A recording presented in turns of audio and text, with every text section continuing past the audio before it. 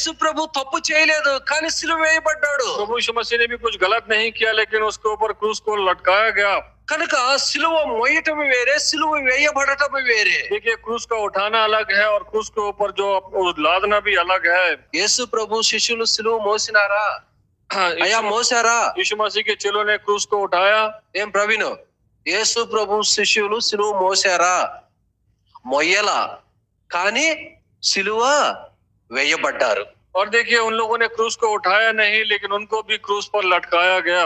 కానీ యేసు ప్రభు వారు సిలువ మోసినాడు, సిలువ వేయబడ్డాడు. लेकिन यीशु मसीह क्रूस को उठाया और उसके बाद क्रूस पर लटकाया गया। తను తను ఉపేక్షించుకున్నాడు, తను సిలువ మీద అర్పింపబడుతూ వచ్చినాడు. उसने अपने आप का इनकार भी किया और दूसरों के लिए अपने आप को उसने समर्पित भी किया। ప్రభువు యొక్క బలలో పాలు పంపులు పొందే మనము కూడా మనల్ని మనం ఉపేక్షించుకోవాలి, అంటే సిలువ మొయ్యాలి. రెండవదిగా సిలువ వేయబడటానికి కూడా మనం సిద్ధంగా ఉండాలి. और देखिए, जो मेज में हम भागीदार होते हैं, पहली बात हमें भी अपने क्रूस को उठाना है, अपने आप का इनकार करना है, और अगर क्रूस उठाने की परिस्थिति आए तो उठाना भी पड़ेगा।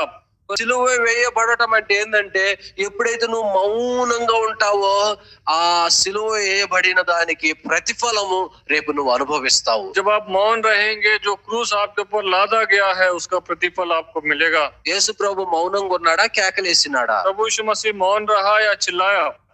ఆయన మా సిలువ వేస్తున్నప్పుడు మౌనం దాల్చినాడు. और प्रभु यीशु मसीह को जब क्रूस पर लादा गया, लटकाया गया, वो मौन शांत था। అందుకనే పాట ఉంటది కదా, యేసు గొర్రె పిల్లను నేను వదకు తేబడిన గొర్రె పిల్లను, యేసు గొర్రె పిల్లను నేను వదకు తేబడిన గొర్రె పిల్లను, దినదినము చనిపోవుచున్నాను, యేసుక్రీస్తులో బ్రతుకుచున్నాను, యేసు గొర్రె పిల్లను నేను. మనము ప్రభు కొరకు గొర్రె పిల్లలం. గొర్రె పిల్ల వదక తీసుకురాబడినప్పుడు మౌనం ఎలాగుంటదో, సిలువ మోస్తున్నప్పుడు సిలువ వేయబడే పరిస్థితుల్లో మనం మౌనంగా ఉండటం మంచిది. और इसलिए हम यीशु मसीह की भेड़ के समान हैं। भेड़ जिस प्रकार मौन रहता है, हमें भी शांत और मौन रहना चाहिए। ఆ మౌనం ఒక దినాన విజయాన్ని ఇస్తుంది. और वो शांत रहने का एक समय आएगा जब विजय आपको प्राप्त होगा। ఆ మౌనం ఒక దినాన నిన్ను హెచ్చిస్తుంది. और वो शांत रहने का समय एक दिन आपको ऊंचा उठाएगा।